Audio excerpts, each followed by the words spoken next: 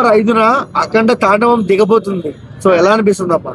అదే మహాశివుడు వచ్చి భూమి మీద తాండం చేస్తే ఎట్టుందో అట్టుంది, గాల్లో కూడా తాండమే అయింది.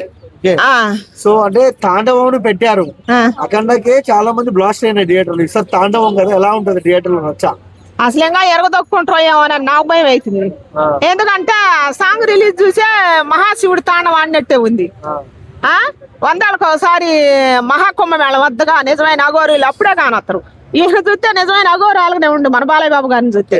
ఇప్పుడు చూసుకుంటే అమ్మా, అఖండాకు క్లైమాక్స్ సీక్వెన్స్, ఇంట్రడక్షన్ సీక్వెన్స్ ఒక వేరే లెవెల్లో ఉంటది.